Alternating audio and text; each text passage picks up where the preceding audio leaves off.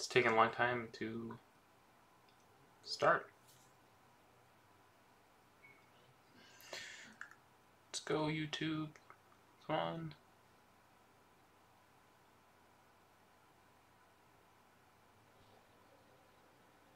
Okay, there we go.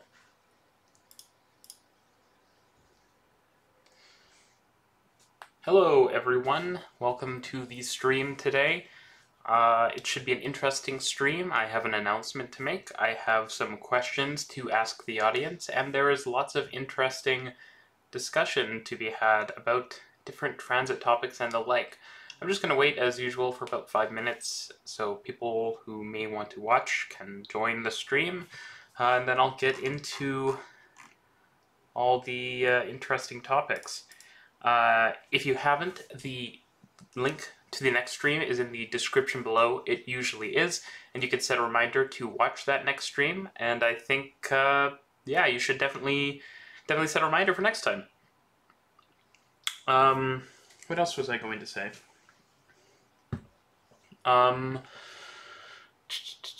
If you haven't already, consider watching today's video on Sydney Metro. I think it's an interesting video. It sort of shows what Sydney is planning, what they're thinking about, and what I think they could change to make their system a bit more sensible. So that's an interesting video, and also consider watching the other recent videos I released. So let me look. So I can kind of highlight some of the videos that I released over the last little bit.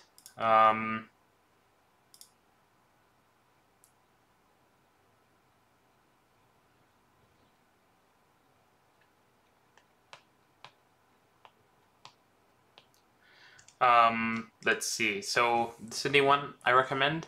I think the bus video, the Choose Your Fighter one, is actually quite interesting and something worth thinking about, especially if you live in a place where you mainly use one type of bus. I think it could be quite interesting.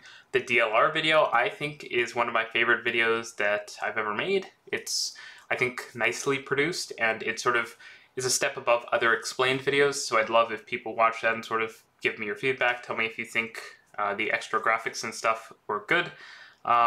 The level crossings video about Melbourne, I think, was quite good. Another Australian video in this 2 weeks, interesting.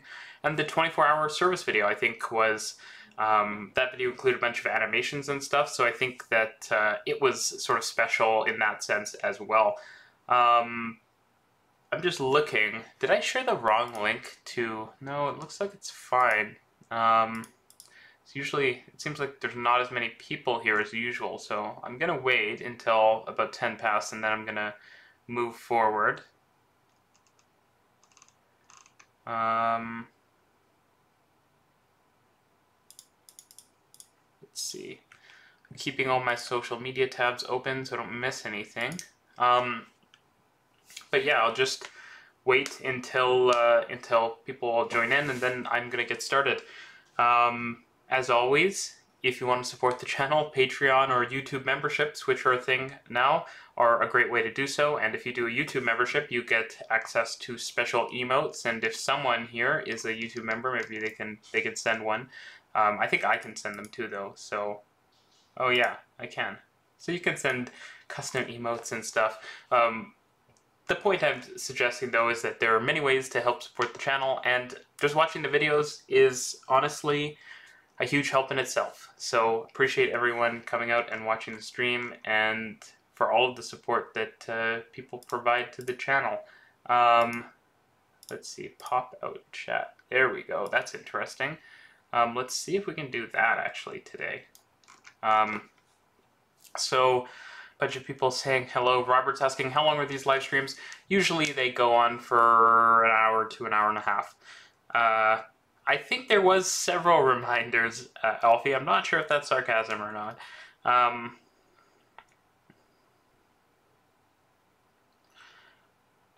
Someone's asking, what should be the limits of a network around a central business district or a CBD, which is something I think I need to define a bit more often.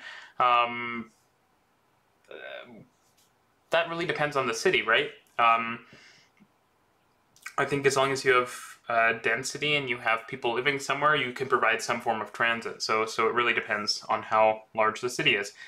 Can you talk about the S train in Denmark?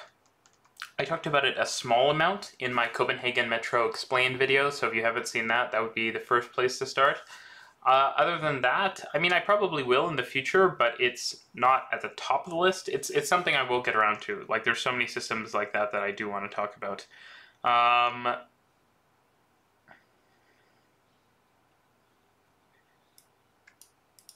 Yes, go ride the old DLR trains in Essen. When are you going to come to London? Well, I would love to come to London, but it feels like travel is still a bit questionable. So, not now, but I definitely want to visit London again, and that's going to be the topic of a question later. So stay tuned for that.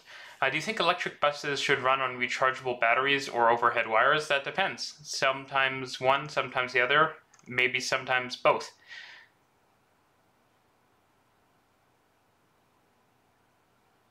I think detouring to serve the center of a university campus is a good approach.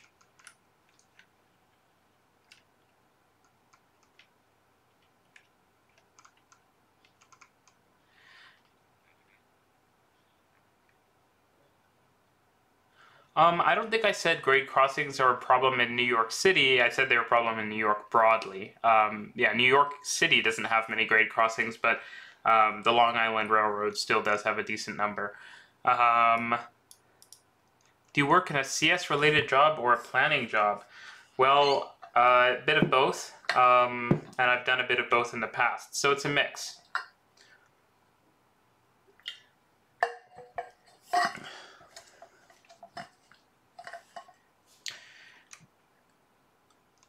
I think this is an interesting question to talk about as a topic, this one that RoboJewel sent, so I'm going to kind of save that one to the side now, and I'll talk about that in a few minutes, because I think it's an interesting question to just pose. So I'll answer that as a longer answer in a few minutes. I haven't heard of Stephen Age, no. Hi Reece, a subscriber and fan of your content. I'm a bit of a transit noob, so what's the difference between a trolley, streetcar, or tram and tramway? Watching from Toronto, thanks. Thanks for watching, it's much appreciated. The difference is just one mainly of kind of terminology, right? It's the same as, well, I can give you my definitions, but these are words that people all have different opinions on what they mean, etc. I guess it would be like aeroplane, airliner, plane, etc. Like, they tend to mean the same thing, but people might have more specific definitions. For me, a trolley typically refers to a trolley bus, though sometimes people use it to refer to a streetcar, which has a trolley pole, which is a way of getting electricity. A streetcar is some sort of tram type, you know, it's like a bus with wheels, steel wheels, that operates on tracks down the middle of a street, usually without any dedicated lanes or anything, so it's just right in the middle of the street. A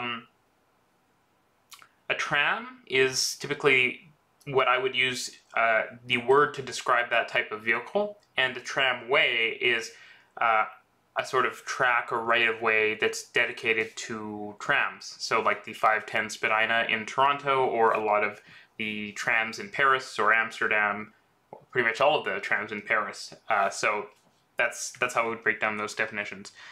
Is there a plan for a direct pedestrian connection between Bloorgo and Dundas West? So these are two stations in Toronto, which are kind of directly adjacent, but which do not currently have like a direct connection. So you have to walk out of the subway station, which is called Dundas West, and then walk sort of across the street and then around the block to get to Bloorgo, which is the regional rail / airport express station. There is a plan for a tunnel, and it's slowly moving forward. I think it should be done in like 5 years or so. It's not that the tunnel will take 5 years to construct, but it seems like there's just been headache after headache after headache and delay after delay after delay on that project, and everyone knows it's needed really badly, but it's sort of a property fight and stuff. I would say 5 years is like sort of my, you know, maximum it should take. hopefully it doesn't take any longer than that. And the direct connection would be really useful because there's like a lower level to the regional rail station and there's an upper mezzanine level to the subway station, so if they were directly connected, it would be super convenient. Everyone's saying hi.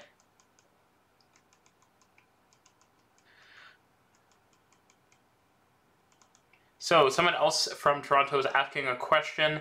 Again, I'm going to get into some, I'd say in about 10 minutes, I'll get into a kind of a long form topic, but I'm just going to answer some questions here.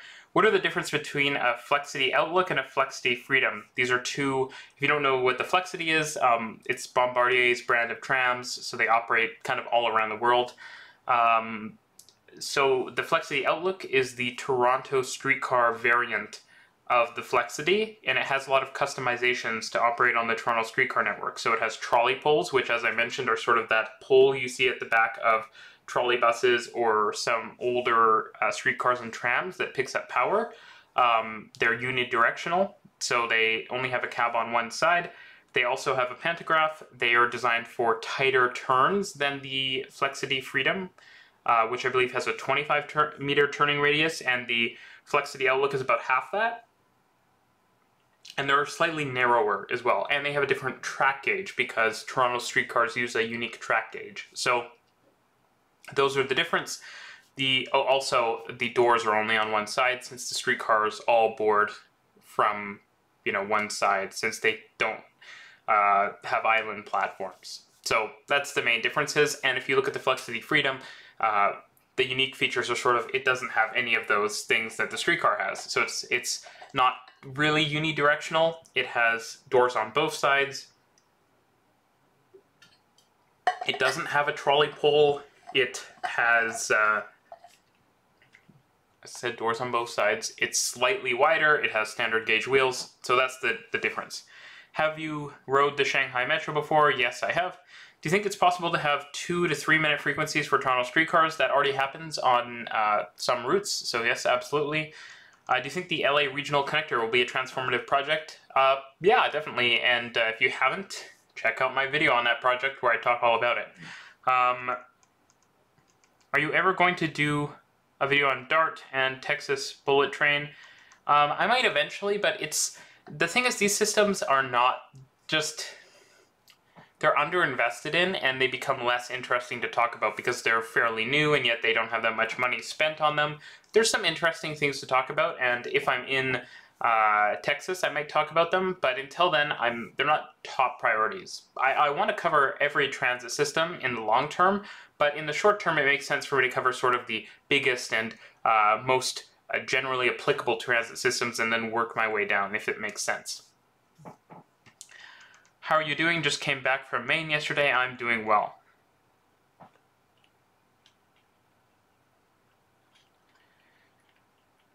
Someone is asking about the Milton GO train line. So that's a GO train line in Toronto. A lot of questions about Toronto today, so feel free to ask non-Toronto related questions too, folks. But the Milton GO train line has limited service because it's on CP, Canadian Pacific Freight Railway's main line.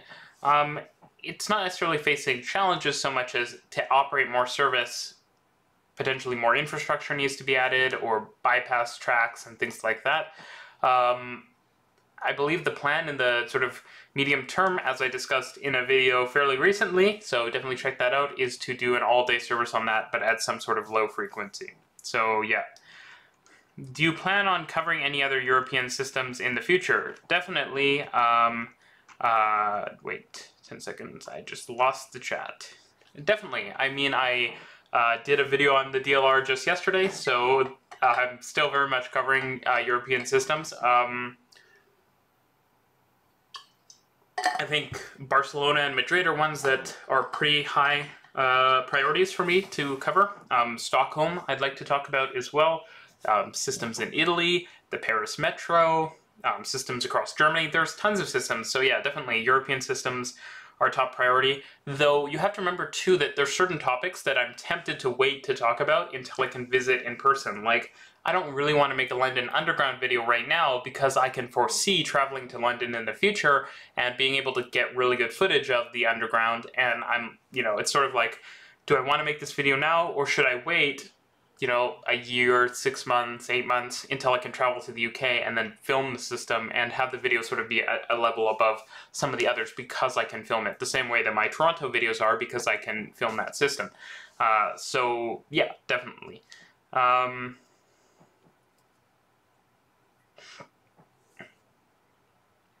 Hey, when is the rural transit video coming?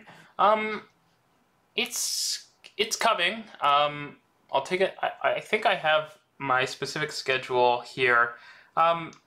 Important thing to note is that sometimes videos do get put on sort of the back burner depending on how things are going, because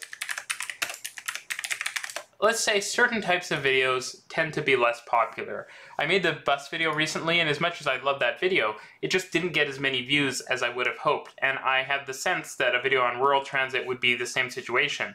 And as much as I'm going to cover these topics, it makes me cover them less often because they're less successful and less popular, because obviously I need to keep my YouTube sustainable so I can make lots of videos and continue into the future, because if the YouTube doesn't continue in the long term, then there's lots of videos I can't make. So these sort of things sort of get put on the back burner, and that's why, you know, if I'm feeling that things aren't going well, then I have to go make a video on a really big system or something like that to try to, you know, get a lot of interest and the like. And it's sort of frustrating, but that's just how YouTube operates, and you have to sort of balance your personal interest videos and the things that you think are really valuable with the things that are going to be popular. And so that's sort of some insight into that.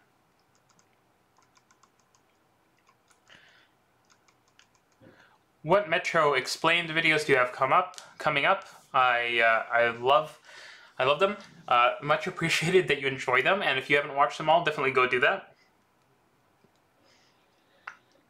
I think the Santiago one still only has like 11,000 views, so go check that one out if you haven't. But because that means that only like a third of my subscribers have watched that video, which, like, come on guys, it's a really interesting system, so you should check it out. But Mexico City is coming up in the future.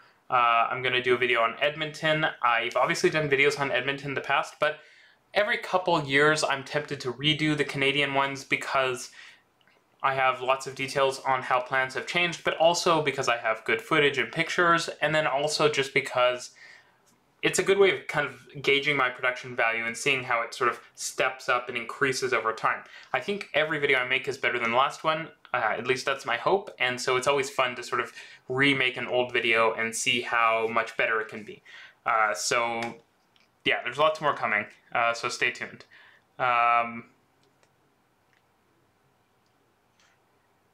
I definitely agree that the meaning of trolley probably depends on whether trolleys are something that exists in your area. Do you think the Mississauga Transitway could be converted to an automated light metro line? Perhaps somehow integrated with the TTC subway? Yes, I recommend watching my Toronto Future of or Explained video I did a while back. I actually talk about that specifically. Or actually, I think I talk about it in my Toronto crayoning video, so yes. Is there a video about Milan in the works? No, I'll add it to my list of cities that I'll do eventually.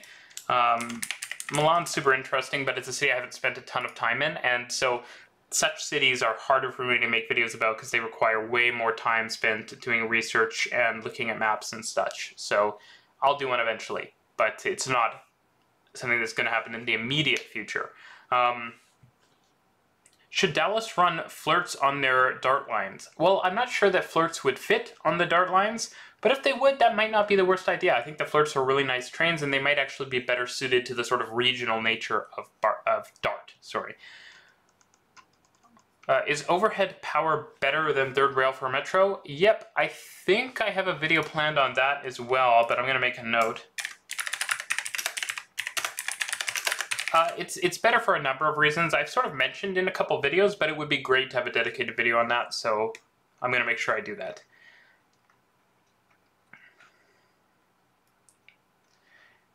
Grade separating a single road Metrolink crossing in Irvine, California took 50 to 60 million and 3.5 to 4 years. What's the cost for a comparable GO Transit project? I would say it's like 60 to 70% as much, and it takes less time. I think we've seen grade crossings be removed in the span of like a year and a half in Toronto before, but some of them are bad like that, and I guess it really depends. I think in Toronto a big sort of constriction is that there just isn't enough construction workers to get all these projects done. So that's a big one. So, okay, it's 20 past, so I'm going to pause for a second, and I'm going to talk about a main topic, and then I'm going to do the announcement, and then I'm going to pose a question to people in the chat, and then I'm going to continue. So, someone asked a really good question, which is, it's water. No, the question is, let me look, because I saved it here. How do you think the work from home revolution is going to influence future transit plans and urban planning? More regional rail and BRT networks instead of metros and LRT, more walkable suburbs? Great question. So interesting. So happy someone asked this. Send that off. So I think that it is going to, maybe unfortunately, make the suburbs less of a bad proposition, which is concerning to some extent because suburbs traditionally have been pretty unsustainable. Now, if you're in Australia, you're in a pretty good position because your suburbs already have regional rail. You just need to fix the local bus service, as I always say. But, you know, the suburbs become way more valuable because if you're working from home, you know, this is sort of me just editorializing and giving my opinion. I think that if you're working from home, a big suburban house does make more sense a lot of the time than an apartment, right? I spent a lot of the pandemic living in an apartment, and I'm living in a pretty small space here. And the thing you'll realize is that when you're, you know, it's very interesting. When you look at a home, and when I've looked at a house in the past, I always see it and I think, you know, it's so excessive. There's so many spaces in that house that you don't need. Like, you know, why do you have this room that's your office and you have a room that's this and a room that's that? But the thing you realize is that, you know, if we have this world, which I don't know if we're going to have, but maybe we will have, and I'm sure some people will have. I mean, I work remotely, right? And I probably will for the foreseeable future, so I can understand it. If you have this world where all your work is done from home, you do want those spaces. You want to have a dining room and an office and all of these spaces because you're spending most of your time at home. And so just having different rooms is a good way to sort of break up the monotony of your life and sort of have different spaces for different moments. And, you know, you might not have a great park near you, so maybe you have a nice backyard, and maybe you do have a nice community park. But if you're spending a lot of time at home, then the suburbs and the big house becomes attractive. And I think part of it as well in Canada is the housing prices being so high. That's a problem that sort of makes the suburbs seem more attractive. But it also just generally makes sense because the sort of trips you're doing if you're living in the suburbs and spending most of your time working from home, they become these like infrequent but probably longer trips. And I think that those sort of trips are really well served by regional rail. And I think that it also changes a lot of, you know, we have to think about making things more efficient when people are living in that sort of environment because we don't want people to be driving to the grocery store. But yet the grocery stores are not always going to be super accessible, and other destinations. I'm just saying the grocery store because it's the obvious place you have to go regularly. A lot of these places are not going to be super accessible in transit unless we seriously improve the way things work. And so we have to think about things like improving, and fortunately the pandemic has led to this, is everything is deliverable now, right? Like, of course, grocery delivery and the like was a thing before the pandemic, but now it's become like a really popular service. And I think things like that are kind of game changers for places where, you know, previously you couldn't survive without having to go really long distance to get groceries or to go to XYZ, because now you can just have that stuff ordered in, and it sort of means that as long as we can serve certain trips with transit, it might not be as inefficient as you would have thought to serve other trips with centralized delivery and that sort of thing. I think that, yeah, regional rail is going to be super important. I think that sort of a polycentric model of a city, I don't want to call it a 15-minute city because I think that concept has a lot of problems. But, you know, a city where you have sort of regional town centers, I don't want to call them malls, but, you know, you have like your government office and all of that stuff, and your healthcare and your education, and maybe it's all around the train station, and there's bus routes that take you there that are fairly convenient, and even if they aren't that frequent, which let's hope they are, if you only have to really take one bus and it takes you to everything you need, then it's a little more acceptable. And then maybe from that town center type location, you have a regional rail train that could take you to downtown and other places in the region that can have the resources your town center can't.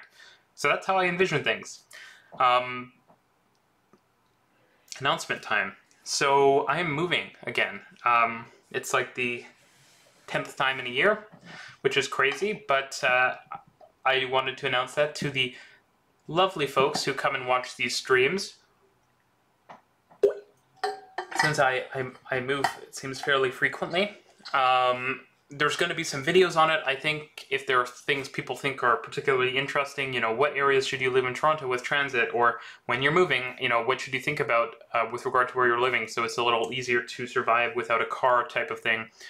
Let me know your questions and I'd happily answer them. So that's a big announcement, and I think it's going to be exciting and going to lead to a lot of interesting videos. And then there's a question, which is, I'll leave the question for later, but I'm going to go through some more of the questions in the chat. And yeah, but I thought there was such a great question about how work from home, etc. is going to change how transit works, because it's such an important question that we ask. If you haven't already, link to the next stream is in the description down below. And what was I going to say? Link to the... Also, yeah, if you haven't already, consider subscribing and hitting the bell icon. I'm sure everyone watching this is, but it helps. And if you're a big fan, consider supporting on Patreon for early access videos and the like. Now, let's go through more of these chat messages.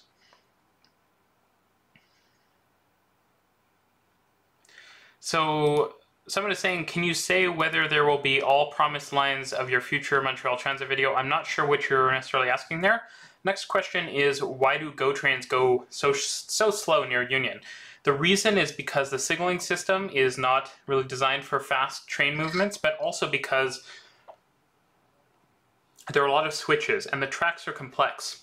If you look at systems, I'm going to make a video about this, and I need to remind myself to make a video about this. Okay, I do have a video planned. It's about a very interesting two countries that have learned from each other in the past, but if you look at a train station in Japan, something you'll notice is there's not nearly as many switches leading up to it as, for example, Union Station in Toronto or a lot of North American train stations. That's because they really suit the infrastructure to the train operation. They know what platforms each train is going to be coming in on, they don't vary it, and so they don't need all these switches. Switches mean you have to typically go slower, and there's risks of derailment if you don't, etc. And so part of the plan for GO in the long term is to remove a lot of switches to simplify the track layout so speeds can get much higher, and that is definitely a goal that we need to hit, because it can be painfully slow traveling from sort of the shoulders of the downtown to the core on GO just because of how slow the trains operate.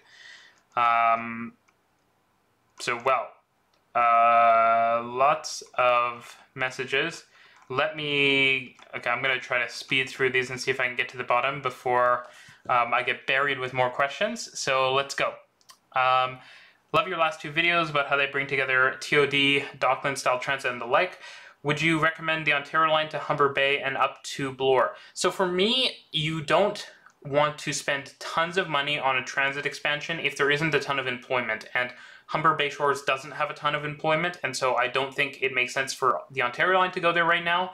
I do think that a train station makes sense, though. What do you think of compulsory reservations for intercity trains? Should they have them? I think that there should be flexibility, but I think that having some seats that are reserved is, of course, always valuable, and then having a mix is useful, because some people do want to show up at the last minute, and that's one of the great things about train travel. Are you planning to cover Northern Europe, like Sweden and Stockholm? Yeah, as I mentioned just now, before, I definitely want to talk about Stockholm in particular. So yeah, definitely. Have you seen the recent news on the potential extension and rerouting of the DC Metro? Yes, it's actually interesting, and I guess that is a good topic to talk about in a video, so... just making a note here. So I'll definitely, oh my, okay, we buried this. That's definitely something I should talk about. So yes, I'll talk about that in the future. Are you planning to cover Singapore more? Maybe, we'll see. Okay, a non-Toronto related question. Do you think other cities like Windsor, London, Ontario, and Winnipeg need urban rail? I think that Certain forms of urban rail could be useful, but the problem is that it costs so much to build stuff in Canada right now that it doesn't necessarily make sense. That's one of the reasons that low costs and that costs are such an issue, is that if you look at Canada, the US, Australia, UK, there's so many small cities that could use rail that don't have it, but you can't justify it because of how expensive it is. And so getting costs to be low would mean we could live in like an Italy or France style world where even small towns sometimes have metro systems. And so definitely, but only when we can get the costs down. What is your opinion on pre-metro or stop-bound systems? Are they a good compromise or short-sighted? So my view on these kind of systems is generally the same, and it's kind of my view on trams too, which is that they serve a role, but if your city is growing really fast, you shouldn't build transit that is sort of so limited in capacity. And so like if you're talking about, a lot of European cities aren't growing that fast, and some cities in Asia aren't growing that fast, like in Japan, for example. Those are the sort of places where these systems make sense because they can be cost effective and they don't need to worry about, you know, the city doubles in size in the next couple decades. In North America, at least in a lot of places in Canada, Australia as well, I think that that is a place where you want to invest in more capacity. How come Metrolinx doesn't hire foreign contractors to build transit, let's say from Japan, that actually have an excellent track record of building major transit efficiently and quickly? Well, the first thing I'd say is that actually, well, Japan does lots of things right. To suggest that they don't ever have, like, I mean, obviously, you're not necessarily suggesting they don't have problems, but look at the Hokuriku Shinkansen, I think. They have lots of projects that have cost overrun issues and delays and the like, and so they aren't necessarily, like, the best, actually. I think that other countries like Spain, for example, and Korea are probably even better choices, but also because it's logistically very difficult because those contractors speak Japanese and people in Canada largely don't speak Japanese, and that communication hurdle is a big one. I think that for Canada, it could be good to look at maybe Spanish or maybe French contractors who it's much more doable for us to actually communicate. Whereas with, you know, Japanese is a hard language, and so it becomes difficult and logistically challenging. And remember, if you have to pay a ton of money for translating everything and getting interpreters and all that, that's going to be a huge inefficiency, right? Really wish Kingston was part of the HSR proposal from VIA, but honestly I feel like it's a toss-up. Well, it's not an HSR proposal, so to speak, not a true HSR.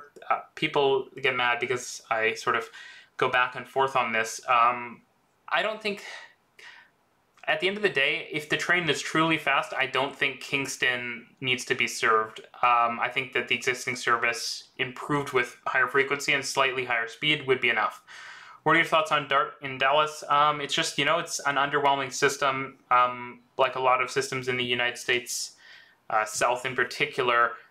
It's somewhat extensive, which is good, but you know, it's not grade separated, the frequencies aren't super high, so there's just a lot of problems with the system. It's better than Euston's system, though. How should American commuter rail agencies deal with platforms? Should platforms be made high floor, or should trains be made low floor? That really depends. There are difficulties to interoperating with freight, for example, but I think that high floor with maybe swing out platform edges or something like that would be the ideal situation. A video on ridership recovery. As we move to, okay, that's a good idea, so let me make a note. I think ridership recovery, yeah, is going to be very, very location dependent, but we're going to see what happens with that. Are there plans to have a 30-minute or faster frequency on Kitchener, Barrie, and Stouffville? Yes. What are your up to 15 to 7-minute frequencies? What is your suggestion for the Shanghai maglev that is faster than the metro, but expensive and low frequency? I think it sort of has its niche, and I think maybe just lower ticket prices would be the best approach. If you want publicly, privately run transit, I think it's, you know, it's how you run the transit, not who runs the transit. There are great privately operated systems, and there are bad ones, and there are great publicly operated systems and bad ones. Though I think if they're, okay, let's talk about DC. Have you looked at the Tehran Metro? Pretty extensive. Not many English language resources. Yes, I have. The line with the double-decker coaches and the Chinese-made locomotives was very interesting. Would you consider covering the Mi Teleferico system in La Paz? Yes, eventually that is the plan. Definitely wait until post-pandemic to refresh the Canadian ones. Have you ever visited Helsinki? Yes, it was really cool, and I enjoyed the trams in Helsinki as well as the metro.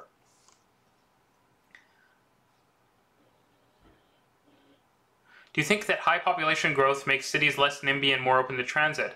California's slow population growth is often used to justify anti-transit investment.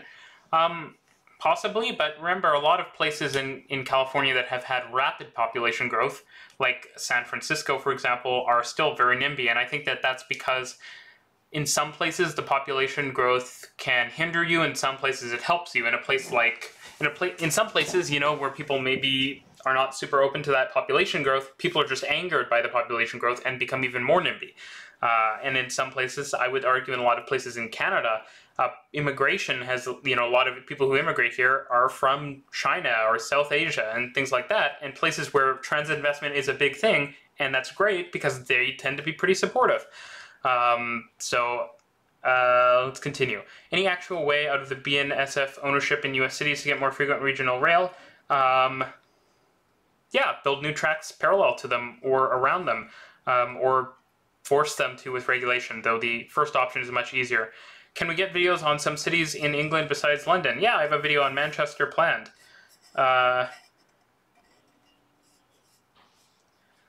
Hey, if someone wants to make a list of places I have been, done a video about, dreamed about doing a video about, or will not touch, I would love that. And that's something I need to make if someone else doesn't make it. But I would love if someone made that. Do rubber-tired metros suck, and should rubber-tire metros be converted to standard rail? No. Do you think a BRT instead of standard BRT is worth looking into? I'm not sure what you mean by a BRT. Why do American cities like Houston and Dallas build light rail instead of heavy rail? Because light rail is kind of what North Americans know how to build, and because heavy rail would probably, you know, to some extent, at least in the opinions of the people designing these systems, require sort of, you know, taking space from the freight railways, and that is not politically feasible. What's the best way to make a metro system accommodate bus-metro transfers? Should there be an underground bus ramp to platform level? That's a really good option, but it's expensive. I think that providing the bus transfer as close to the entrance of the metro system as possible is sort of the low bar but easiest way. If you want to go Toronto level, where you have fare barrier-free transfer areas, that's great, but it's, let's be honest, it's great, but with modern smart cards, is going through a fare barrier that big of a deal? Probably not. An example I think is a great example is one that I live near, a station I live near in Vancouver called Burquitlam, that I recommend you go take a look at. It's simple. It's an elevated station. The bus loop is around the ground level of the station. To get to the buses, you go down one escalator, go through a fare gate, and then you just walk over to your bus. So I think that's easy and low-cost way to do a high-quality transfer. Oh, well, thank you 65math65 for becoming a channel member. That's much appreciated. It shows me in my chat box, so that's why I mentioned. What's the best way to make a metro? Okay, already talked that. We have driverless buses, but why not driverless trams? Would they make sense? We don't really have driverless buses though, right? We have sort of early prototype driverless buses. But yeah, driverless trams are definitely something that I think will be doable in the future. Oh, I definitely think, so someone's saying California high-speed rail has done more to hurt American high-speed rail perhaps than help it, and I would not disagree. I think I have a video planned on this topic. I think you guys are reading my mind.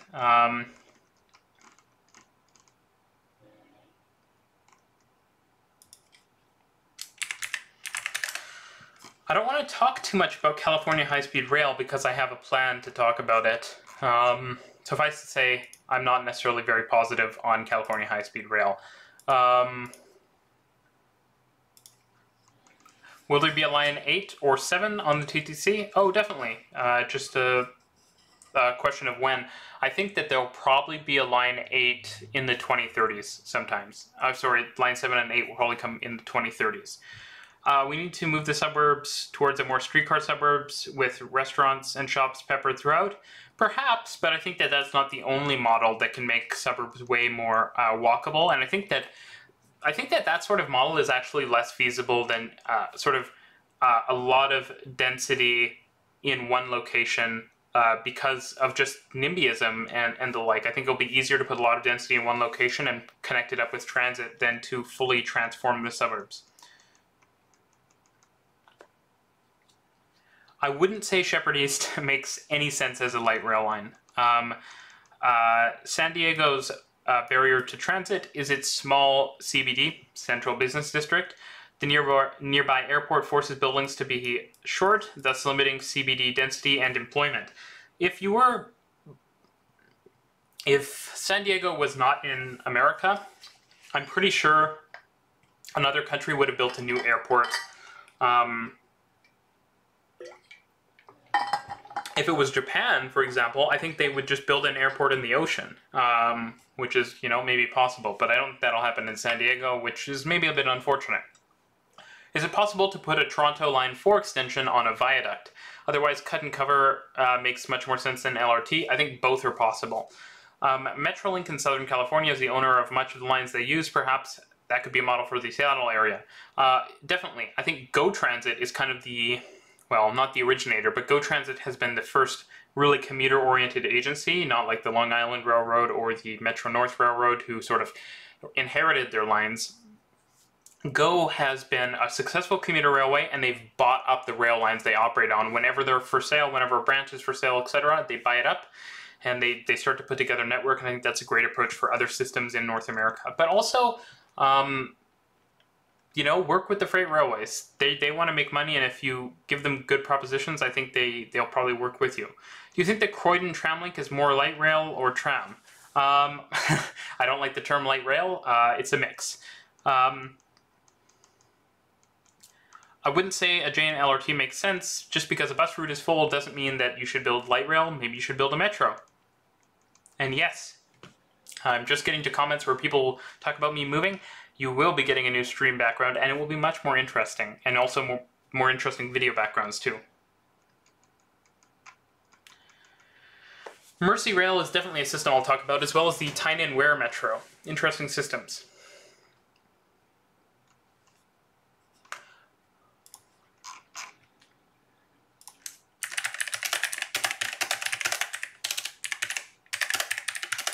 So someone suggested a video on where you can and can't live in Toronto only using public transit. I think it's an interesting video, and I'm going to make that. I wish I was moving to Japan, but not the case. Why have you needed to move that often? Well, I would say COVID largely. I think, you know, COVID changed my personal job plans. It caused things to go up in the air, and then YouTube has affected my job plans, and just there's tons of stuff like that, and just trying to find a place where it's kind of ideal, you know? I think that where you're living, especially when you're working from home, as I mentioned before, is really important, and so it's something you want to sort of get perfect. And once it is, then I hope to stay there for a long time. When you do a not just bike move,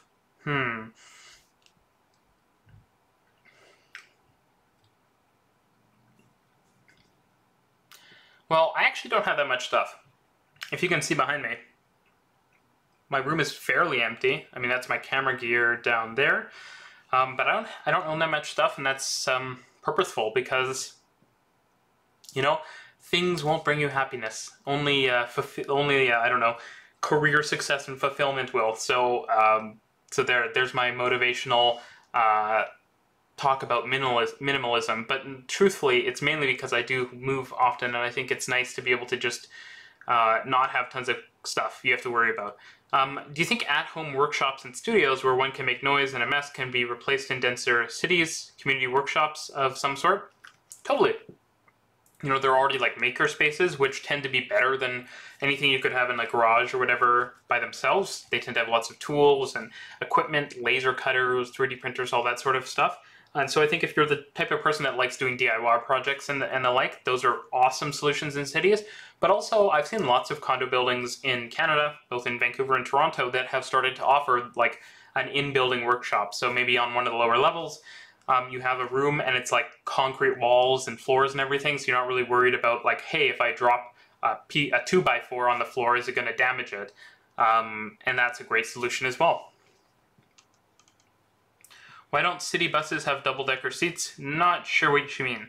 Why do you think there's a lack of transit connecting Toronto into the 905? Looking at the density of employment at Mississauga City Centre, you think it'd be a no-brainer? Well, I wouldn't say there is a lack necessarily.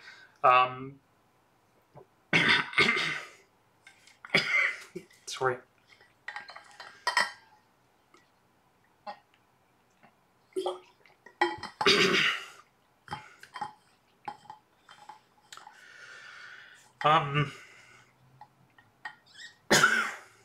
The thing is, the sort of, if you work in Mississauga, you probably live in Mississauga because it's less expensive than Toronto. That said, there are transit connections, but yeah, I would say that's just generally the case, is if you work in the 905, you don't have a reason to necessarily live in Toronto. And that said, most people work in the downtown core already, so it's just sort of a niche market. But there is service, just not very much. Hyperloop is not a real thing. That's my response to that question. Recent subscriber here, your grade separation video reminded me of a similar project the Long Island Railroad carried out back in the 1960s. Have you ever thought about covering the New York Regional Rail Network? Okay, so maybe this is a good segue into my question for people, which I will provide as a poll. So I'm going to type this question out, send it, and we'll see what people think.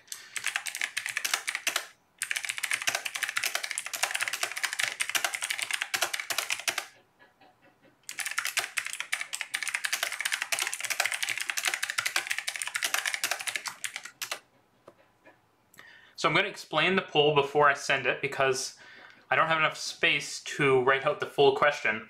So essentially my question is, I live close to New York, right now at least, because I'm in Toronto right now, as well as Montreal, Boston, DC. I'd also argue I live fairly close to Paris and London because I can fly there about as quickly as I can fly to the US West Coast, the Canadian West Coast, Asia, and other parts of the world. Should I talk about those systems more often? Would people like me to make, I'm not suggesting I don't make videos on Australia or other parts of the world, Latin America, etc., but would it be valuable to my viewers, and what do you think? Would it be interesting to you? Because I've always loved Jeff Marshall's videos. He has these really great in-depth videos on London. Though London's a huge system, so I think there's tons to still talk about in London. But, you know, how would people feel about videos of that style in New York, or videos where it's really getting into the nitty-gritty about New York and about Washington DC and about Toronto and Montreal? I mean, I'm already doing the Toronto stuff to an extent, and I hope to more and more. The same in Montreal, but you know, how do people feel about, should I talk about these sort of core cities that I'm close to and that I know a lot about, or should I spend more of my time talking about cities in other parts of the world? Obviously, I'm never going to stop making videos about Japan or videos about Australia. More my question is, should I reorganize so I do, you know, instead of doing, I don't know, 2 Toronto videos or 3 Toronto videos to, you know, 1 on this city, 1 on this city, should I just bring in more New York and more London and Paris and these core cities that I'm close to, I've traveled to a fair bit and I know a lot about? I guess that's what I'm asking. So I'm going to send the question and let's see, people can respond. Anyways, let me fly through some more comments here, / messages. If you haven't already, please, please, please consider supporting the channel on Patreon or as a YouTube member or as, how else can you support the channel? Via just watching videos and commenting. All of these things help. And again, reminder, the next stream is linked in the description down below. And when I move, I'm going to have better internet, so that means better quality streams. And yeah, I mean, eventually I'm going to upgrade my streaming setup to do more intricate things, etc. But we'll see. Anyways, when will we have contactless Presto cards on our phones instead of a physical card? That's something you're going to have to ask Presto. I think you'll be able to pay for transit on your phone in Toronto in the next couple years because of contactless payments. So you'll be able to pay with a credit card or maybe a debit card that's on your phone. But being able to have an actual Presto card on your phone, I think that'll be a few years away. Should we put caps on the artwork spending within new build stations to reduce construction costs? I think that's valuable, but I think it's less the artwork and more the architecture that leads to a lot of the costs. Oh, I definitely don't think that people should only be allowed to use phones for transit cards, but I do think it should be an option. I think more options is always a better approach. Ian sent a super chat. It's much appreciated, Ian, and I'll enter a question here. What kinds of steps should RTD in Denver take to upgrade to a metro-style system? Denver Union seems to eat capacity as a terminal rather than throughway. I agree. It's challenging, though. I think that if Denver were to do it, the answer would be to find a reasonable corridor that can go in the opposite direction of the current lines. You know, the problem is that Denver's lines sort of go up to the northeast of Denver, northwest a bit, but sort of out this way. We need to find a reasonable line that kind of comes out in the other direction, and maybe it turns and goes east or something, but so you can have a through operation at Union Station. That would be useful, and that would sort of turn it into a bit of an RER style system. But otherwise, you know, Denver has a lot of potential, right? The high platforms and the long stations, they're at least 4-car long on the A line, and I believe they may be the same length on the other lines, as well as that 25 kV overhead power. There's no reason you can't have Crossrail style metro trains operating in Denver at some point in the future, and that's something I find really interesting. I already think Denver is really cool, and there's a certain, it's in the mountains and it's got a cool electrified railway feeling that makes me think of like Switzerland or something. I know obviously Denver is not Switzerland, but I don't know. I have that sort of association in my mind, probably because I grew up skiing a lot and traveling around the mountainous areas of the western part of the US and Canada, and so that's sort of what I think about. So that's my thinking. So hopefully that answers your question. Aside from soon incoming rolling stock, what are your thoughts on MARTA and what do you see about its future, perhaps some sort of orbital line? I think for MARTA, kind of just building longer lines into the suburbs because of how sprawling Atlanta is, that's valuable, but also, yeah, maybe that is like one of the places where you could put a big parkade and a giant bus terminal at stations, and if that's the cost of being able to extend lines way further because you don't have to build in dense areas, you sort of just go along the highways and create a really good feeder network with buses, etc., high quality buses, that might be the best way to expand MARTA. I think that a circumferential line is of questionable value because of how large the region is. You're going to have to detour massively to sort of go around the city center because of how big Atlanta is, and so that's my thinking.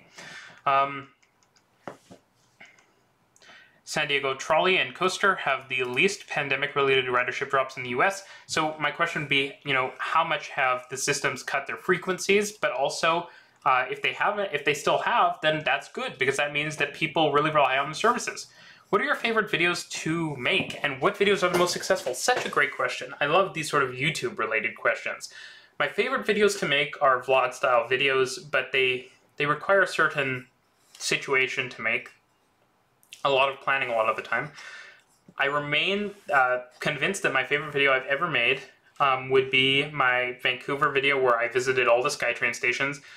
It was a long edit, it was a long day of filming, but it was something that, I don't know, it was so fun to be able to travel the system, and it was sort of largely inspired by the Life Where I'm From Tokyo by Train video. I would love to make a video like that in Toronto someday, or in New York. I mean, I think that's the type of video that I think would be so fun to make in a city like New York. What do you guys think?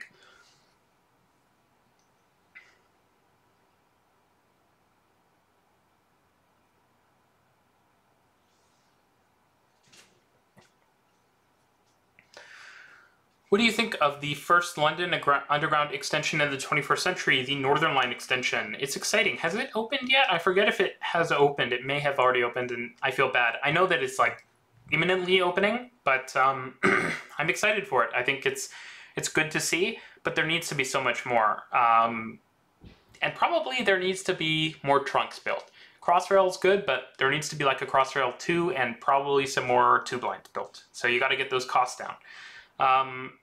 And maybe part of that is turning the overground into a better system, right? Maybe turning it into more of a tube-like system. But that's sort of what I'm thinking for London. Oh, Jack also asked what videos are my most successful. I've sort of bounced up and down through these questions and comments. The videos that are the most successful are honestly hard to predict. The Melbourne Metro Tunnel video I made long ago was very successful. That can be the frustrating thing about making videos on YouTube. It seems often very disconnected from how much effort you put in. To put that in perspective,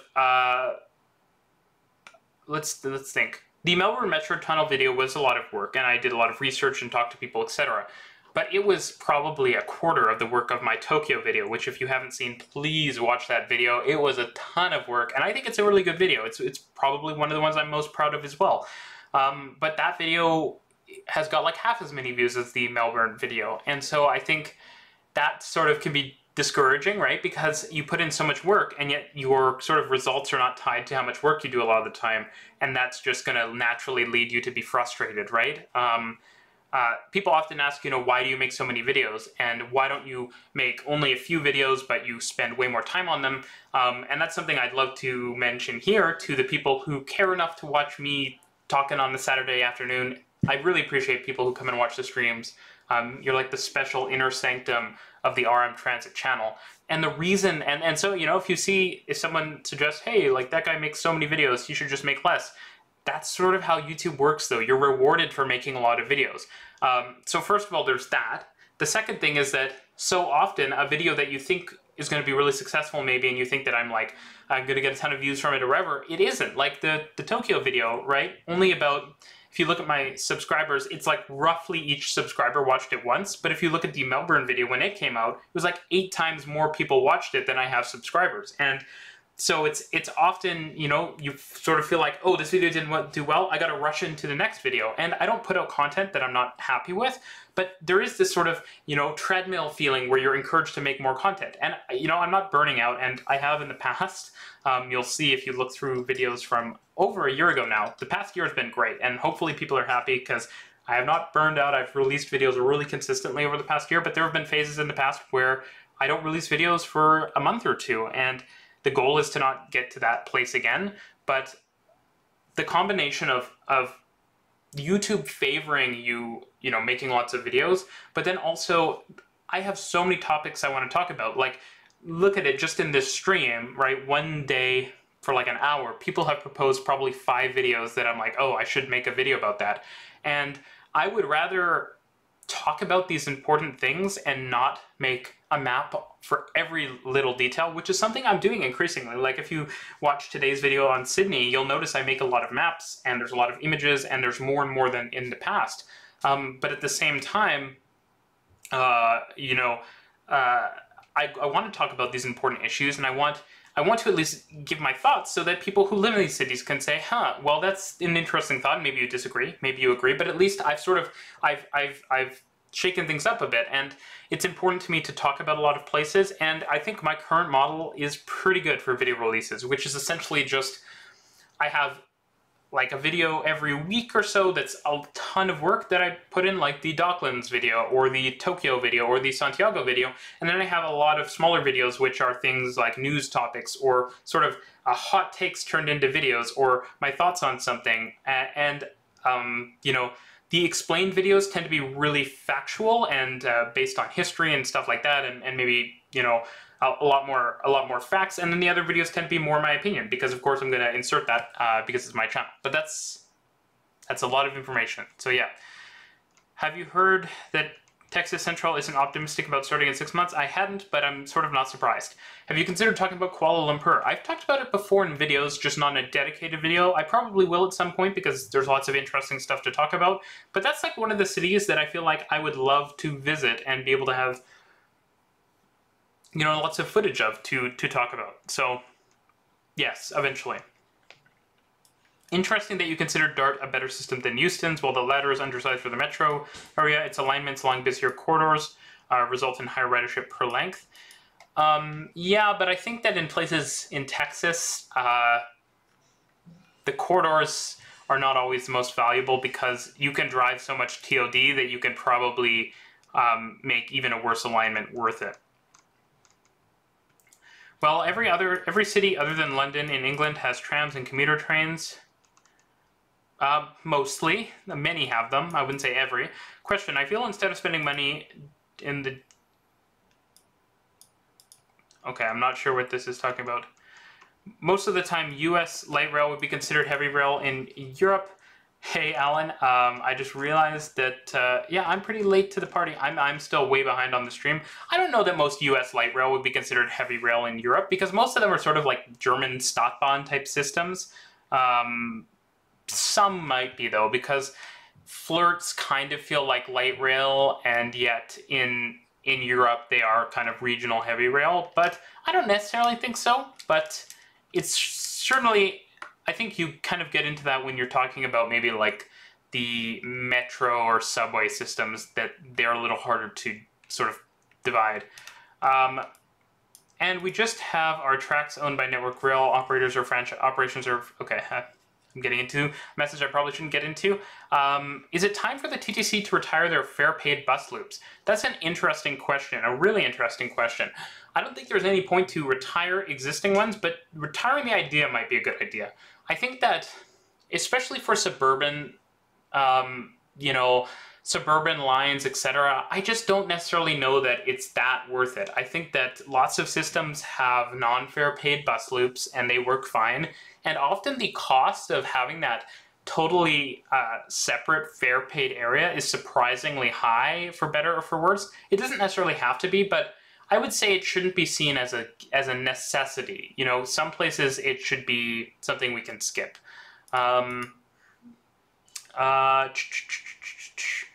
Do you see any North American city getting a similar service to the DLR in the future? I would love if New York would, but I'm not sure.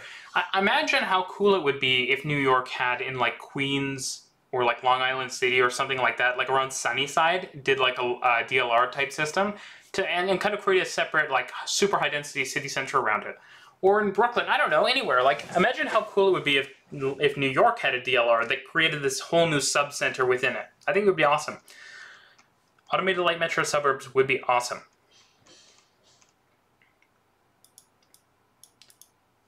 Will there be an extension east to Malvern on the Eglinton Crosstown? We might see one, but we'll have to wait and see. It wouldn't be a priority for me. Tyne & Wear looks like a metro, but is heavy rail. I wouldn't call it heavy rail. Would you consider a video on the general design principles of rapid transit in the former Eastern Bloc countries? These systems tend to share a common set of features as a result of Soviet planning. I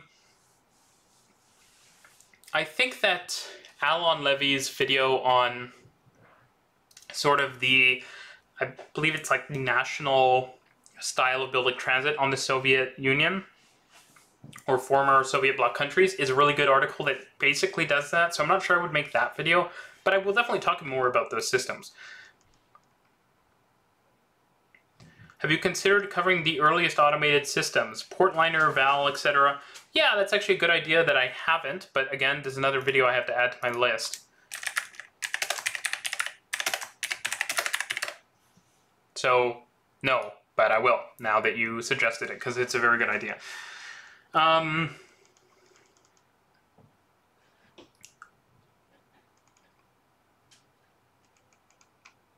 Do you like the new Seattle Link rolling stock? I think it looks slightly worse, in my opinion. That's maybe a controversial opinion, but it's probably going to be higher quality since it's from Siemens.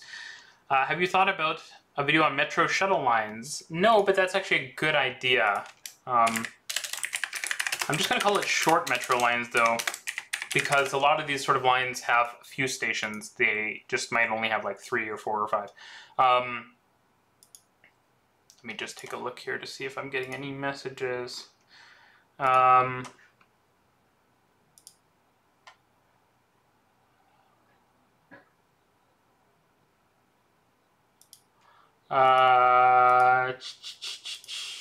is it? Here.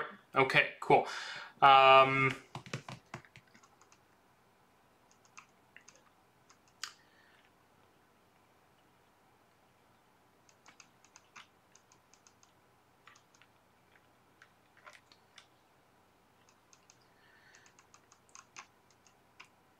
Is any transit face-off video coming soon? Yes, likely. There is one that I'm planning, but it's medium priority because those videos sort of tapered off in how well they were doing. but also because I'm looking for the right face-offs I want to do. I definitely think that it would be cool to have someone like Jeff Marshall in New York, and it's something that I remember originally discovering Jeff Marshall, and I was like, I love this, but I want it for New York, and I realized that it doesn't really exist. So that's something I would love to talk about. And also, you know, I'm generally, I would say I'm an internationalist. I think that it's great to talk about all around the world and talk about different cities, but all I'm suggesting when I suggest talking about these other cities is just like, let's focus down on a few core cities that I'm close to that I can get to and film, because I think that can lead to a lot of high quality videos, right? If I have a lot of good quality footage of New York, London, Paris, and the other northeastern systems in the United States and Canada, I can have really high quality videos that talk about some core concepts, and I think I can cover almost everything that exists in the world. Not always in the highest quality, because we do things scrappy in North America, but I can cover a ton of stuff, and I think that sort of leads to, I mean, I think it's better because you can sort of expect, okay, Reece is going to have high quality footage of these systems, and maybe I'll have Tokyo footage, and maybe I'll have Sydney footage, but it's just like, oh, I want to make a video on Perth, and now I have to use pictures, and you sort of have an expectation that I can't meet, and that is something I want to move away from. So yeah. Hyperloop doesn't exist.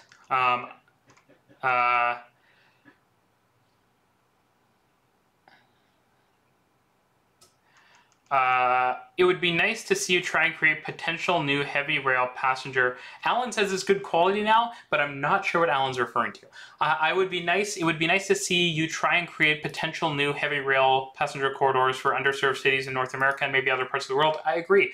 New York is a city I think about, right? Like, there's so many Long Island Railroad lines that obviously people talk about this, but mainly on Twitter and in blog posts and stuff. You could build a lot of like rapid transit-esque infrastructure with these lines. I don't do videos on politics specifically. I stay, you know, firmly away from politics because I think that there's honestly often very little, sadly, there's very little consistency in political ideology and actually good quality transit. And I think that in Ontario, if you know what's up in Ontario, you'll understand what I'm talking about. But also, if you just follow the world, like seriously look around the world and look at transit projects and what governments they were built under and the like, and you'll realize that it's not like this, you know, political line of thought has led to good transit consistently. It doesn't seem to really be the case. So I just think it's not necessarily the most interesting thing to talk about. Will you ever do a video on the Shanghai Metro? I was actually going to, and then you know what, the more I looked at it, and this was sort of my fear about doing videos about Chinese metro systems, not to say that I won't. I actually have a video planned on Chinese metros, but it's a broad video. You know, I sort of feared this would happen, but a lot of the Chinese metro systems aren't necessarily the most interesting for me to talk about.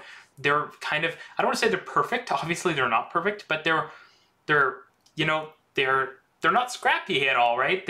They're built quite recently, so they tend to be, you know, by the books. They have straight platforms. You can't see the trains super easily. A lot of it is underground. Of course, that's not always the case, and there's great systems like Chongqing, etc., that are super interesting. But like broadly, it's just not as interesting, right? Like Tokyo has some aspects of that, you know, where it's like it's really prim and proper, and it's hard. It's just not as interesting because everything is. There's no kind of struggle, you could say. And Shanghai is maybe just the epitome of that. Like, they have a bunch of lines, but it's like, it's kind of boring in my opinion. And, you know, interesting system, etc. And eventually I'll cover it. But I was going to do the video, and then I was looking through it, and it's like, there's not that much that makes it wacky or unique or special. And that's something I like to talk about because I think it's what can inspire creative thinking for the rest of the world that cannot just build the same subway line everywhere super easily the way China seems to. And so there's that. And then there's also the problem of just information accessibility, right? Like, it's hard to get good information about Chinese systems, even if you have access to people who speak Chinese and people who live in China. It's just difficult. And the fact that Google Maps doesn't really work properly in China doesn't help. And the fact that a lot of the systems are underground doesn't help. It just, for example, a lot of the time when I'm making an explain video, not a lot of the time, all the time, I'm in Google Maps. I'm looking at the alignments of the railways. I'm looking at I get tons of information from that. And without that sort of platform, I know there are other mapping platforms, but without that level of quality, it's very hard to get a sense of a city when you don't live there. Google Maps has been incredible for me to be able to get a sense of a city that I'm not currently in. And so without that access, I just don't think I can make... There's so many problems, but I also just don't think I can make a video I'm super proud of. So that's my thinking. All the New York City subway stations would be fun, but very difficult. But that's something that, you know, I should probably do eventually. And yes, no political party in Canada seems to care a ton about transit. All the SkyTrains video is great, and I'd love to see more of that. New York edition would be great. I'm not going to do a New York edition of that video, but here, like, let me pitch you on a video. I'm going to go on the 7 line, and I'm just going to, like, I don't want to make literally Secrets of the 7 line, because that's Jeff Marshall's format, and, you know, I'm not really trying to do that. I have different interests. Like, I'm interested really in the infrastructure, too, like, oh, look at the signaling system and the power system, etc. But, like, think, like, we go on a trip down the 7 line, and we look at all this different stuff, and different stations, and infrastructure, and, like, oh, this is cool, this is neat, etc. That's the sort of video I'd be really interested in making. And I think it would be fun. So if people think that's a good idea, then I would love to make that video. I'm not saying I'm going to make that. I'm not saying I'm going to make that video tomorrow, but when travel is back to normal, I definitely will make that video. Yeah, I'm not talking about, you know, who I'm voting for, etc. And I think that's generally pretty private. Are you familiar with the Queenslink proposal to extend the New York City subway? Yes, but all these proposals, I've been burned so many times that I'm afraid to. You know, I'm afraid to fall in love with a proposal for a transit line, because I've been broken up with by so many transit line proposals that I'm sort of questioning whether transit line relationships, or at least with proposals, is worth it, you know? Single for life, you could suggest, because I just, you know, falling in love with these transit line proposals always leads to pain, and so unless it's like a very formal, far along proposal, I sort of leave it. Tokyo video was great. That system is ridiculous. Thank you so much. I'm very touched. Just pausing temporarily to say, if you haven't set a reminder for the next stream, the link is in the description below the video. Consider supporting the channel via YouTube membership or via Patreon for early access to videos and other cool stuff like that. And I was going to say something. Yeah, just, you know, subscribe, like the videos, share the videos. It all helps. I appreciate everything. I wouldn't say that putting rail in a freeway is always a bad idea. So that's maybe a controversial opinion. Thoughts on Kanzuk? You know, I just don't think it's a... You know, maybe it's a good thing, because I would like to be able to travel to those countries more easily. But... at least one of these countries has a history of joining, you know, some sort of union and then exiting some sort of union, so maybe not the greatest idea. Oh, okay, we're flying. Now I just got shot to the end of the chat. What's your opinion on circumferential metro lines? They're good, yeah. I think people would be interested in transit, already have general knowledge of big cities like London and Tokyo. I found Melbourne interesting. I didn't know they had streetcars, trams, they called them trams, like Toronto. I think people have general knowledge for sure on cities like London and Tokyo, but for me, I think the intrigue is not in the general knowledge, because, you know, you can get general knowledge just reading Wikipedia, which is great and it's useful, but you know, I'm talking about nitty-gritty stuff, like, you know, the types of line, the rolling stuff, the details, like, how does this compare to other cities? Which is often, that's, I think, maybe one of the most valuable things, is, like, we know that, like, if you're reading about New York's system, you'll hear that it has 2 sizes of trains, and you'll be like, huh, maybe that's a unique thing. But what's really interesting is when you can bring in other cities, you can say, actually, having 2 types of trains is pretty common, and, like, Toronto has that, Vancouver has that. London famously has that, and I think that that's where the interesting stuff happens, when you make those cross comparisons. I have seen the new SEPTA wayfinding system, and it's like, it's nice, but SEPTA is a bit of a rough system. What's the chance of the O train extending to Gatineau? Low, but not impossible. Do you think SkyTrain's better than DLR? I mean, I think the stations are more attractive, and there's a lot of things I prefer about the SkyTrain, so probably yes. But the DLR is cool because it's like a SkyTrain in a city that doesn't have a SkyTrain. So it's kind of just an add-on that's awesome. Would you ever consider doing a video on stat bonds? I've kind of talked about it in my LA regional connector video, so if you haven't seen that, I recommend doing so. I will probably do a more specific video on them too. A comparison of how cities connect airports to mass transit, maybe as a precursor to visiting some of those cities on for videos. I talked about making airport transit better in a video maybe 6 months ago. I recommend checking that out. It's sort of along those lines, but I'll probably do another video about different ways you can do it. Actually, I think I may have discussed that in that video. You should check out that video.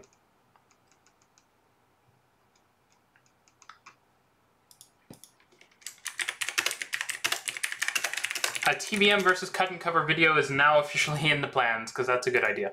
I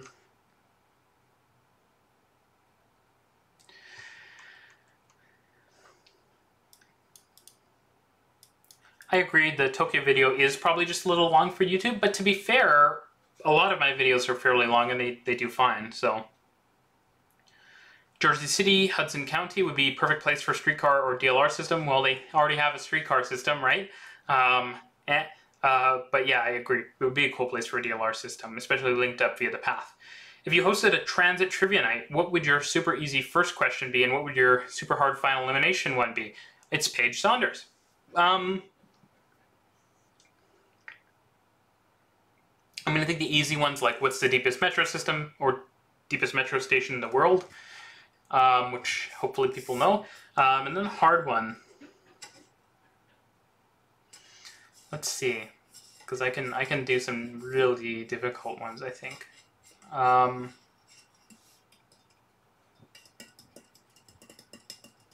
like, you know, what is the longest? Okay, well that one I think is okay. That one's maybe a bit too easy.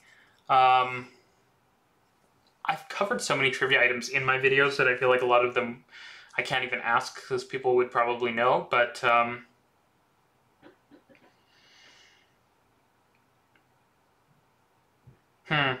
that's a pretty hard question. What's the hardest one? There's a lot of hard ones I could go, but I'm not sure what the hardest would be. Just thinking. Give me a minute, because I actually am tempted to come up with a really hard transit trivia question. I mean, there's so many I can come up with that are like, they're very hard unless you're from a specific place, in which case they're kind of well known. And since my audience is pretty international, that makes it difficult. Yeah,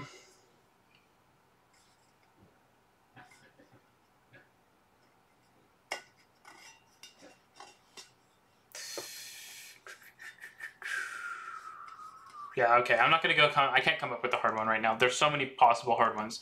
What do you think of HS2 development in UK? It's very useful and good, but it's just way too expensive. I made a video about it a while back that you should check out. It's a demystified. What do you think of the UK continuing to open rural stations at a time when railways are bleeding money? Well, I think that the question here is whether railways bleeding money should be considered a problem. Sometimes, you know, subsidy is important. Should go add a line up to Bolton? Maybe, but I'm just not sure how much demand there's going to be from Bolton, because they have buses and I'm not sure the buses are already that popular. I've been thinking about the corridors for Max, you know, could it be fully automated in the future? Probably, but it would require a lot of work, and I sort of wonder if full automation is the right move for that system. How would you improve platform screen doors to make the train more visible? I guess you just make them more transparent. Some of them are sort of tinted, so I guess just make them more transparent. What do you think? Okay. How would you feel about doing more on-location videos? I enjoy watching vlog-style videos on a transit topic. Something I'm definitely interested in, and that's something the move will definitely enable, and so that's why I'm so excited about it, just because I'll be closer to transit, and it will be easier to do vlog-style videos, and that's why I asked, I think, a month ago whether people thought that was something I should do more of. But also when I travel, that's something I want to do lots of.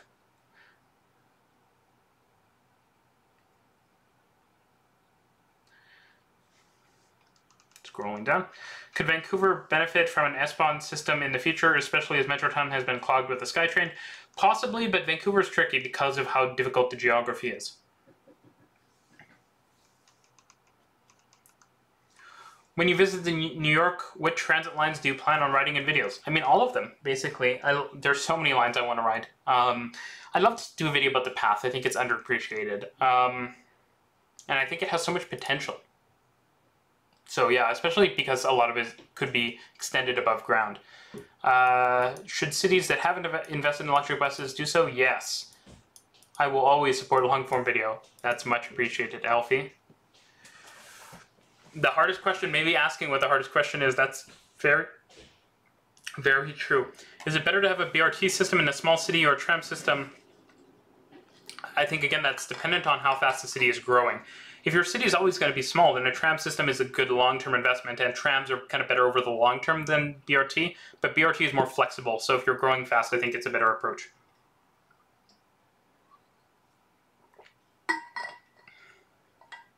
Yes, I would like them to be more transparent. I like looking at the trains.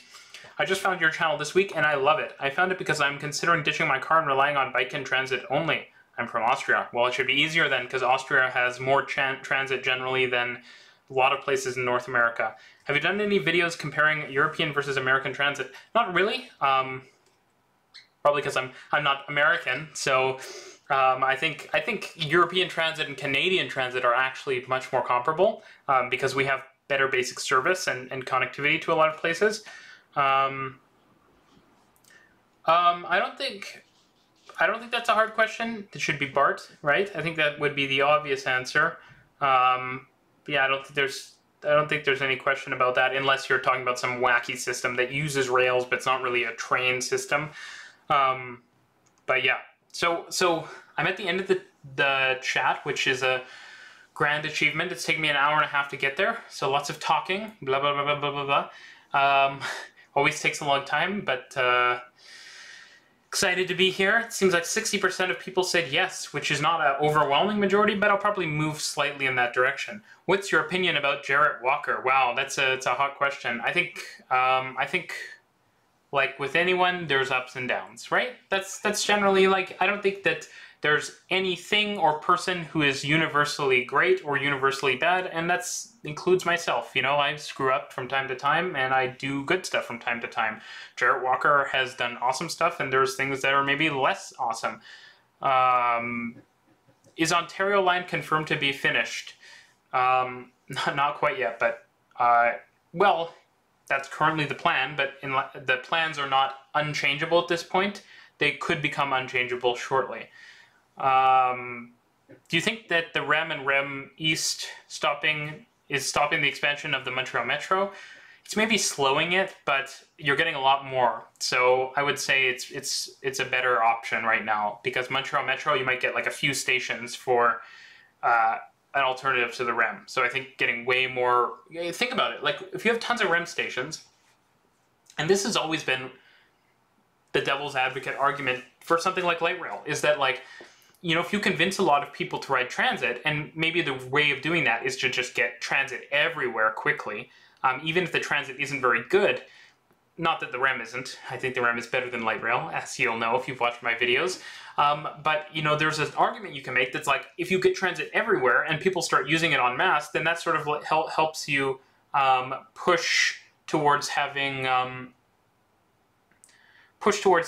more demand, more people riding transit, and more general awareness of transit, which helps you push for better service and better transit lines. I'm not saying that Jarrett Walker has done anything controversial or anything. I'm just saying that, as I think someone suggested, sometimes those bus redesign plans are not always, you know, popular. There's people, and this is sort of like, it's an academic thing, right? But unfairly hard question. What is the name of the font used on London Underground? I haven't, well, maybe on the new parts it's like Clearview or something like that. On the old parts I have no idea. And there's probably many fonts that have been used, so that's a hard question. Yeah, Times Square to Grand Central shuttle renovation would be interesting. If you have any pictures that you want to, you know, hook me up with so I can do a video on that, you know, reach out on Twitter or Discord or something, and maybe that can happen. Well, everyone who knows what the font on the London Underground is impressive to me. BART should probably add some infill stations, but maybe with the local express service type.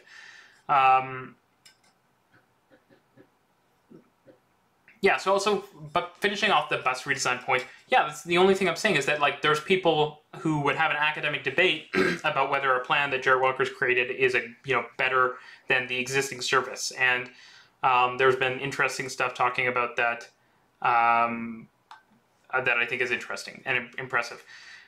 Did you guys really know that that was the London Underground font? If so, that's impressive, is what Paige is saying.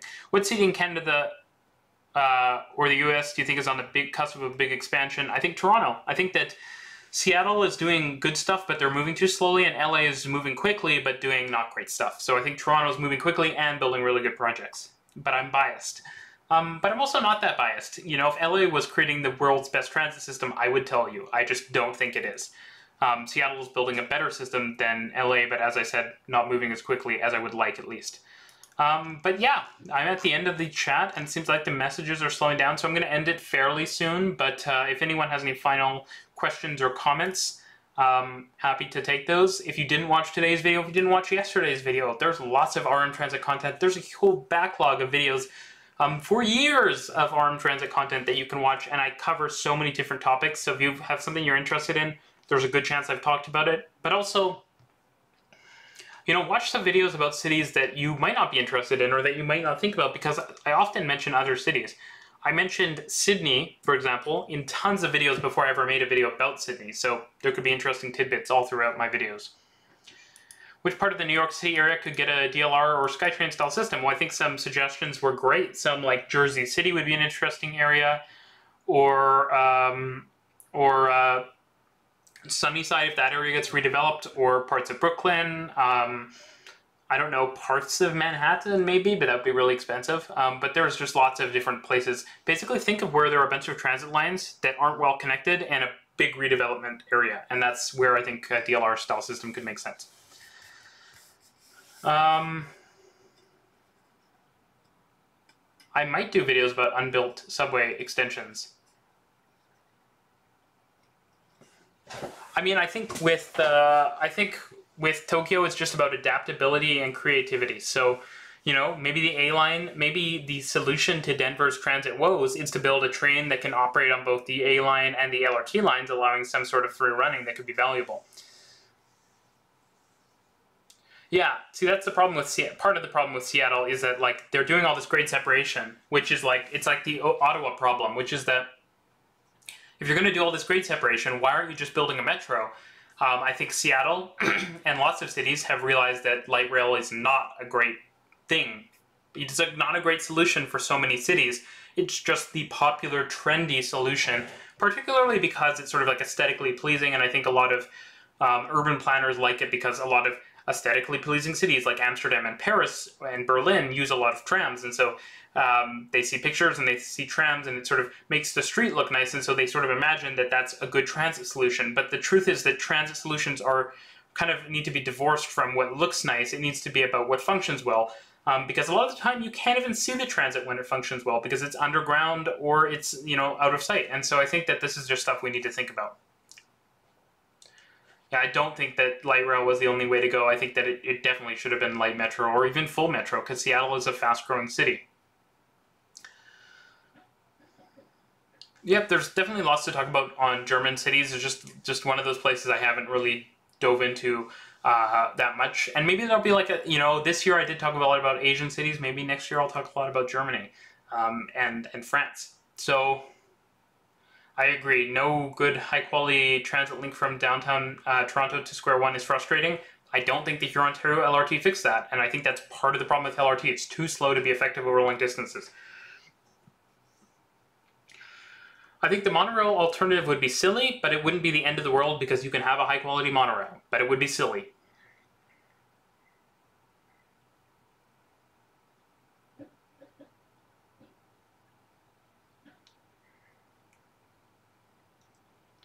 I don't think it has to cost billions of dollars to have it not be light rail in Seattle, actually.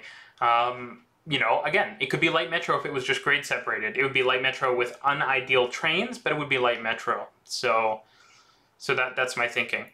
Anyways, it seems like this is sort of the end of the stream. So thank you everyone for coming. Wait, 10 seconds. Why do you deny the ease of this one? yeah, like this attitude that just one technology can solve all of our problems is like, I don't know if it is a fallacy, but I can imagine a fallacy, like a logical fallacy existing called like the silver bullet fallacy. I'm sure it does exist, and that is what light rail is, right? It's this belief that there's this thing that we don't know about or that's special, and that it's going to transform everything. And okay, I need to address that thing that Alfie said, but this idea that there's something that is going to address everything that we don't know about or that we've never seen is silly, but Metro is more likely to be that than light rail because it's more adaptable.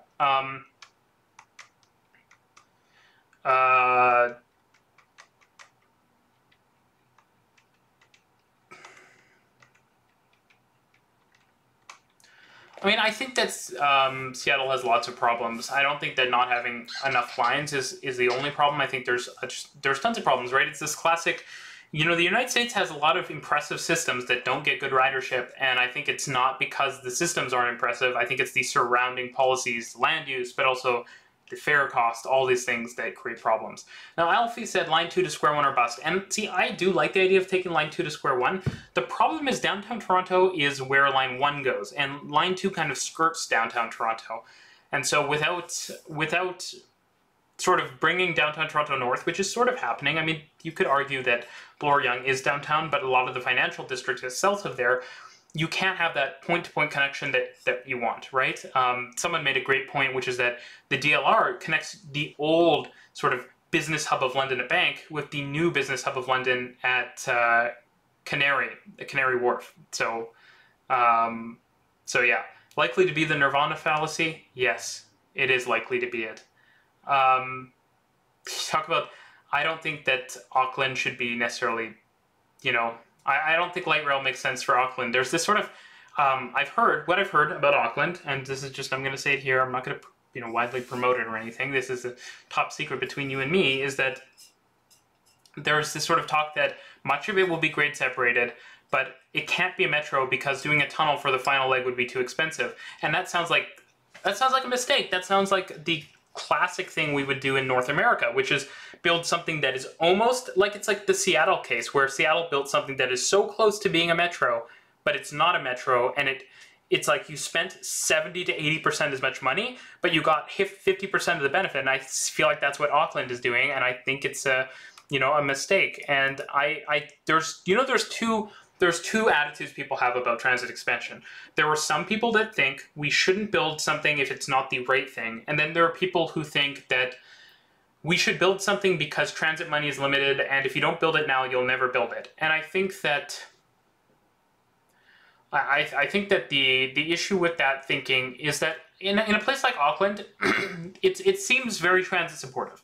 Obviously, Auckland historically wasn't, but now it seems very transit supportive. And so I don't think that, you know, this attitude, and like given how much New Zealand is spending on City Rail Link, which is a very expensive project. It's a good project, but it's very expensive. This sort of, we don't have the money to make the light rail slightly better. It just feels like a mismatch to me of, in terms of what's going on. And I feel like if you don't build light rail today, I feel like in 5 years you can build light metro. And let's be honest, that would be a better outcome. So that's my thoughts. When is SkyTrain from Surrey to Langley happening? They keep delaying it. It's so annoying. It's not delayed. It's happening. It's moving forward with procurement, I think. Anyways, I think that's it for today, but thanks for watching, everyone. If you haven't watched today's video, please go do that, and all of the other videos. I'll see everyone in the next one, and yeah, thank you. Link to the next stream is in the description. Bye.